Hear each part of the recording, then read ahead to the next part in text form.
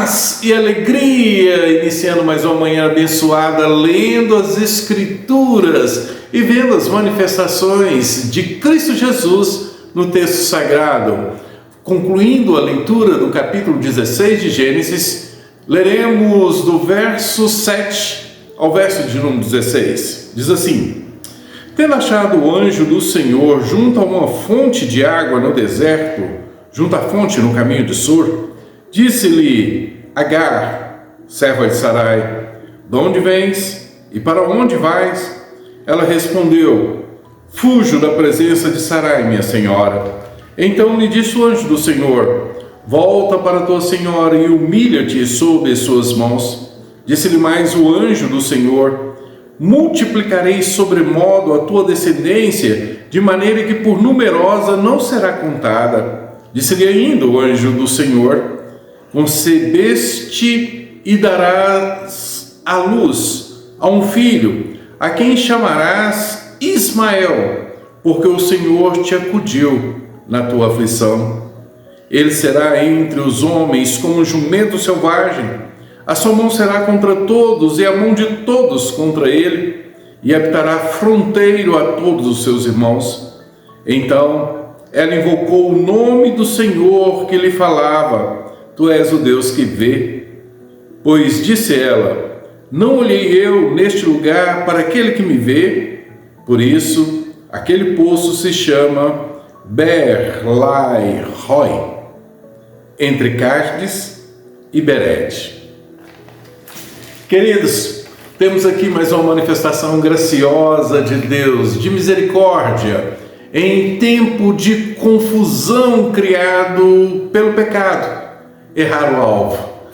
Sarai errou o alvo quando tira o controle das mãos de Deus para tentar resolver a sua situação de esterilidade.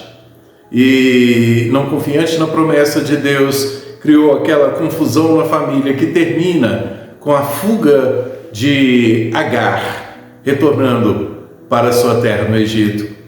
Nessa condição em que estava, angustiada, irada, levando um filho de Abraão, e Deus vem ao seu encontro. Aqui nós temos a primeira expressão nas Escrituras de o anjo do Senhor. Depois nós vamos ver essa expressão sendo repetida diversas vezes, inclusive em Gênesis, quando ele manifesta a Abraão. E nós gostamos de compreender, eu pessoalmente gosto de compreender essa expressão de o anjo do Senhor como uma teofania, uma manifestação de Deus, do próprio Deus, para algumas pessoas do Antigo Testamento.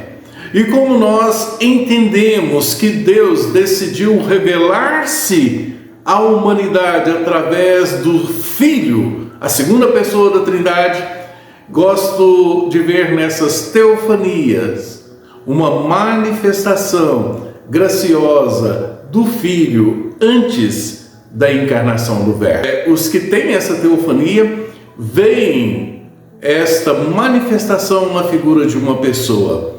E essa manifestação divina, nessa teofania, Deus promete para Agar que ela seria mãe de uma grande nação. Deus dá o nome do filho que Agar teria. Ele iria chamar Ismael. Deus ouve a sua súplica. Deus ouve o seu clamor. Deus ouve. Aquele menino chamaria Ismael. Neste texto nós temos também a primeira vez que alguém dá um nome para Deus.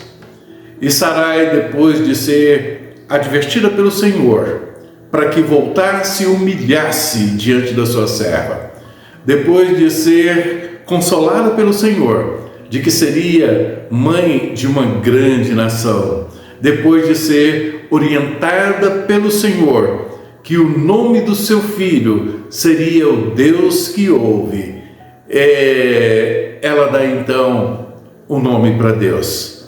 o Deus que vê. Eu queria que nesses dois nomes apresentados aqui neste texto, você estivesse considerando a tua caminhada nesse tempo. Deus que ouve, Deus ouve a sua súplica, Deus ouve as suas orações. Deus não te ouve porque você merece, Deus te ouve por causa do Filho, Jesus, em quem você crê, em nome de quem você ora, que é o teu mediador entre você e o teu Deus. E não há nenhuma oração que Deus não ouve dos seus filhos, Deus que ouve. Este é o nome que Ismael vai levar. O outro nome é o que a própria Agar dá, então, a este Deus que se manifestou a ela, o Deus que vê. Deus ouve e vê. E essa teofania, essa presença do Filho se revelando aqui a Agar, é a realidade da nossa comunhão com Deus, que ouve, do Deus que vê e que tem resposta para as nossas angústias. Pode ser que a resposta não seja aquela que nós esperávamos, mas é a resposta que traz bênção para as nossas vidas e nos leva para o cumprimento das promessas de Deus na nossa história. Parece que Agar entendeu que a condição dela de serva exigia humildade e reconhecimento da sua senhora